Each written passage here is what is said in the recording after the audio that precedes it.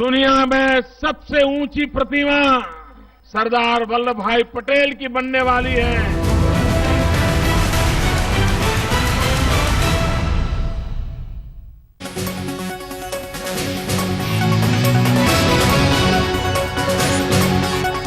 नमस्कार, आप देख रहे हैं आज तक 9 बजे की खबरों में आपके साथ मैं हूं अंजना ओम कश्यप। किस किस को इस घड़ी का इंतजार था?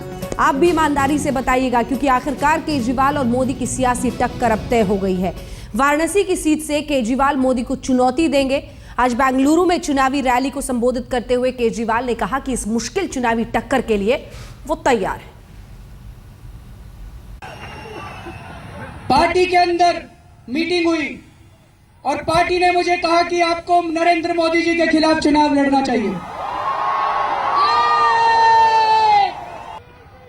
हम यहाँ पे हार या जीत के लिए नहीं आए हैं, हम यहाँ पे संघर्ष करने के लिए आए हैं। मुझे ये चुनौती स्वीकार है।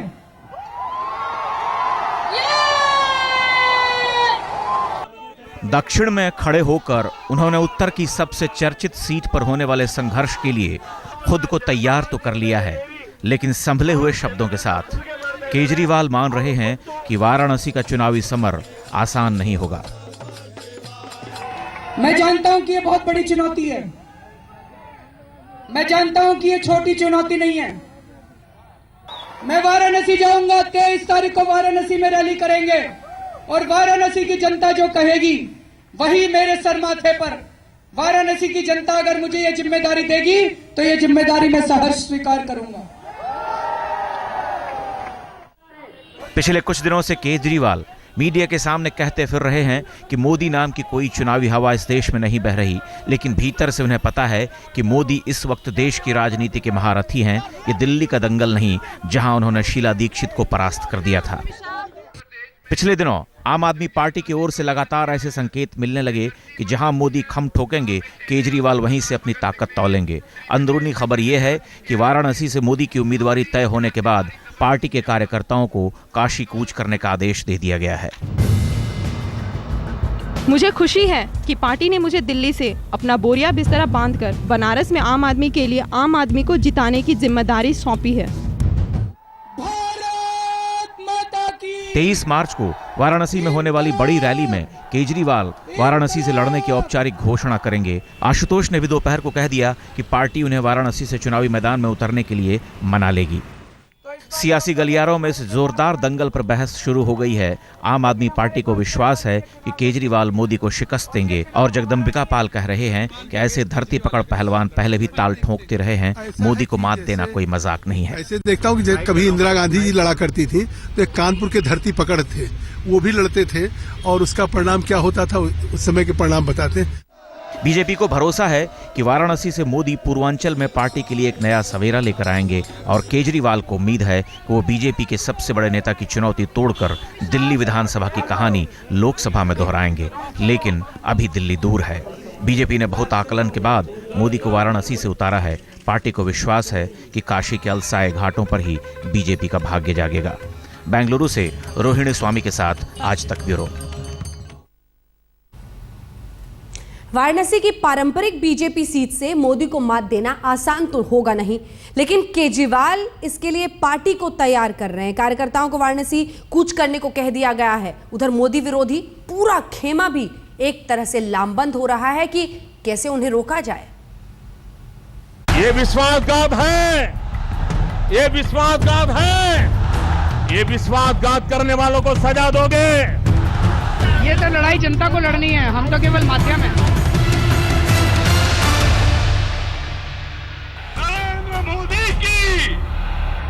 उम्मीद तो पहले से थी, अब तय हो गया कि 12 वर्ष सूबे की सत्ता चलाकर विकास पुरुष का तमगा हासिल करने वाले सबसे लोकप्रिय नेता की भिड़ंत लोकपाल आंदोलन से दिल्ली में चमत्कारिक लोकप्रियता हासिल करने वाले परिवर्तन पुरुष से होगी। एक बात दिलचस्प है कि दोनों पिछले 2 वर्षों में जनता के बीच गहरे उतरे हैं। मोदी ने तीसरी बार विधानसभा चुनाव जीतकर अपना कद पार्टी से बड़ा कर लिया है और केजरीवाल ने दिल्ली का दंगल जीतकर देश मापने का फैसला कर लिया है। लेकिन बीजेपी चुटकियां ले रही है कि ईश्वर केजरीवाल का मानसिक संतुलन बनाए रखें।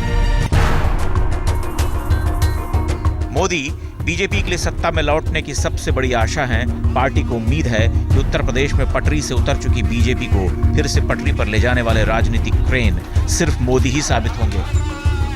उनके पास गुजरात के विकास की मिसाल है, 3 बार लगातार चुनाव जीतने का अभिमान है, खस्ताहाल उत्तर प्रदेश को सपने दिखाने की वजह है, छोटी जाति से आने का सकारात्मक सत्य है, सवर्णों का समर्थन है और तथाकथित हिंदू गौरव भी है।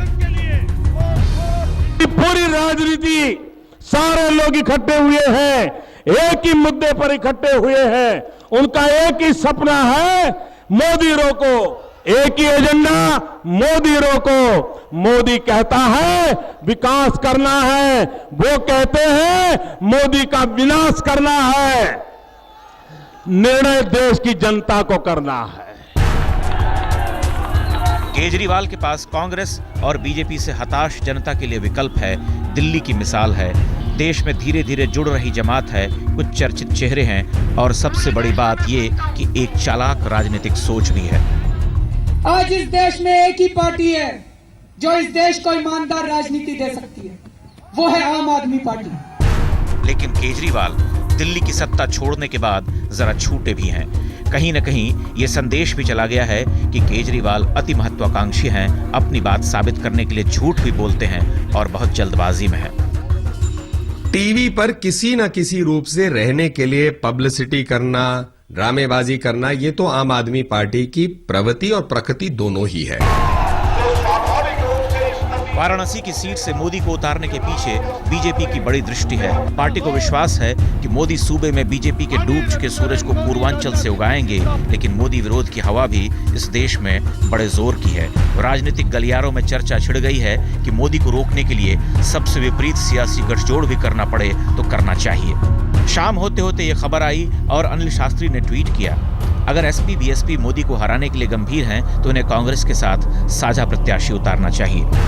यह भी मुमकिन है कि धर्मनिरपेक्षता के महान झंडा बरदार मोदी की पराजय निश्चित करने के लिए मित्र राष्ट्र वाली भूमिका में आ जाएं। उस परिस्थिति में क्या होगा कहना मुश्किल है, लेकिन पारंपरिक बीजेपी सीट से मोदी को उतारने की ये योजना इतनी आसानी से मात नहीं खाएगी।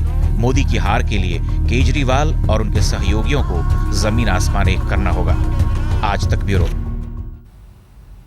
बीजेपी ने जैसे ही मोदी के लिए उम्मीदवारी का ऐलान किया, करीब 750 किलोमीटर दूर वाराणसी में समर्थकों ने होली दिवाली का जश्न शुरू कर दिया।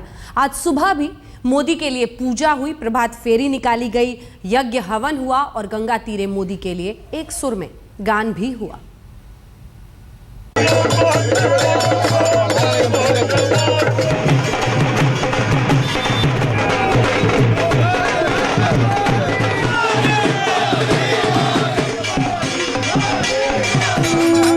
वक्त से पहले अगर होली खेलनी है तो बनारस पधारें। समय से पहले अगर दिवाली मनानी है तो बनारस पधारें। खासकर उन इलाकों में जहां नरेंद्र मोदी के समर्थक इस वक्त पूरी तरह से मोदीमय हो चुके हैं। कम से कम तस्वीरें तो यही गवाही दे रही हैं।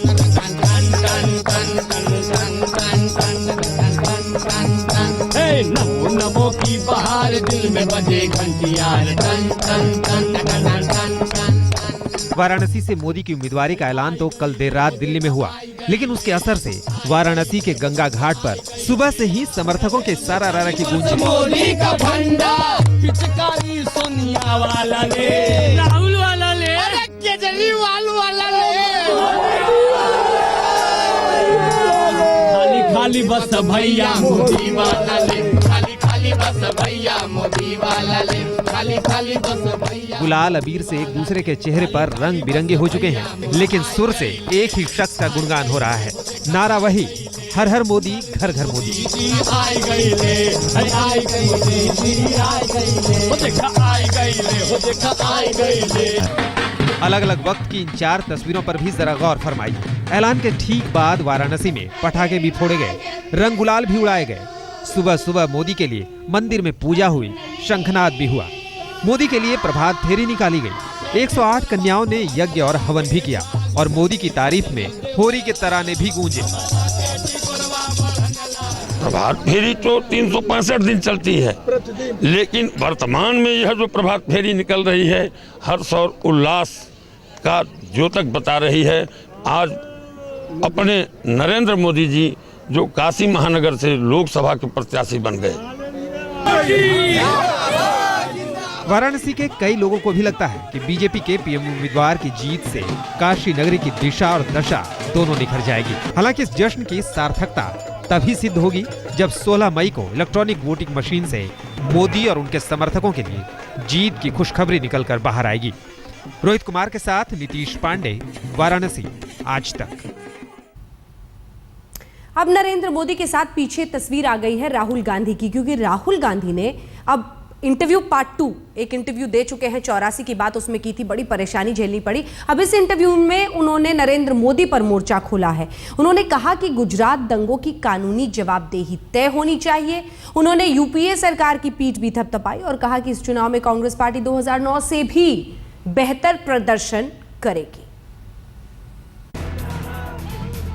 जैसे जैसे चुनाव करीब आ रहे हैं, राहुल गांधी की चुनावी रणनीति बदल रही है।